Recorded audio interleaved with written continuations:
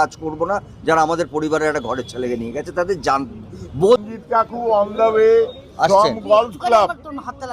আমরা আর একটু ওয়েট করি। বল না বাবু, না বলছি আমরা স্টার্ট করি কারণ বৃষ্টি পড়ে যাবে ততক্ষণে এখানে দাঁড়া, বল না। দেখুন, আজকে সারাদিন আপনারা দেখেইছেন যে আমাদের ইন্ডাস্ট্রির, আমি বারবার বলেছি এটা আমাদের পরিবার। আমি এতক্ষণ প্রচুর মানুষ কাঁদছিলেন, তাদের সঙ্গেই ছিলাম। এটা আমাদের পরিবার, আমাদের শিল্পী, কলাকুশলী, আমাদের ডিরেক্টরস, প্রডিউসার্স, আমি তাদেরও বলছি, নামটাগুলো সব আলাদা আলাদা।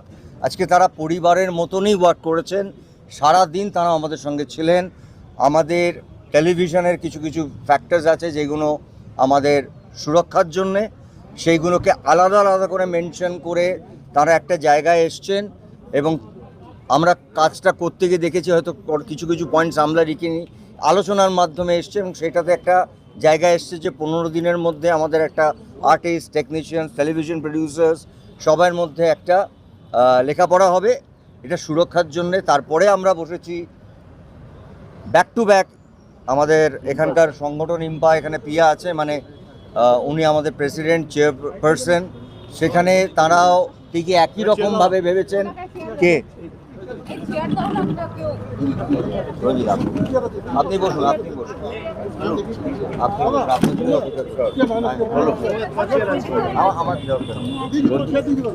আসলে রঞ্জিত দার কথা বলি। রঞ্জিত দা আজকে প্রায় মাঝরাত্রে ফিরেছেন।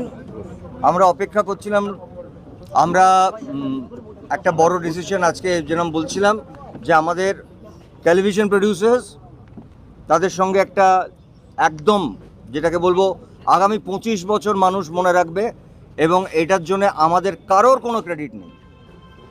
আমাদের ক্রেডিট একটা ছেলের, যে ছেলেটা আমাদের ছেড়ে চলে গেছে, আমাদের চোখ খুলিয়ে দিয়ে গেছে এতগুলো শিল্পী, এতগুলো কলাকুশলী, সবার জন্যে।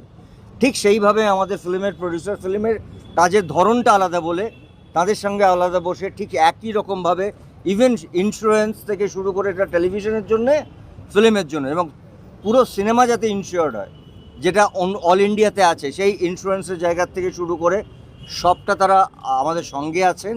আমি আবার বলছি এটার ফ্যামিলির মতন, এবং তারও লেখাপড়া হয়েছে, সেটাও হয়তো 3-4 দিনের মধ্যে, 5 দিনের মধ্যে কিছু কিছু কাজ আছে। এবং ফাইনালি রঞ্জিত, এটা আপনি জানেন, অফিসিয়ালি আপনি বলুন, আমরা তাদের সাথে কাজ করব না যারা রাহুলকে আমাদের কাছ থেকে নিয়ে গেছে। এটা অলরেডি অ্যানাউন্সড। আচ্ছা, প্রথম কথা আমি ক্ষমা চিনি, আমি 3 দিন এখানে ছিলাম না বলে মানে সবটা মানে তো এটাও ঠিক যেটা বললো যে যারা রাহুল এরকম যাদের ঘটনা, তাদের সঙ্গে এই মুহূর্তে ডিসিশন অলরেডি টেকেন, কাজ করা আমাদের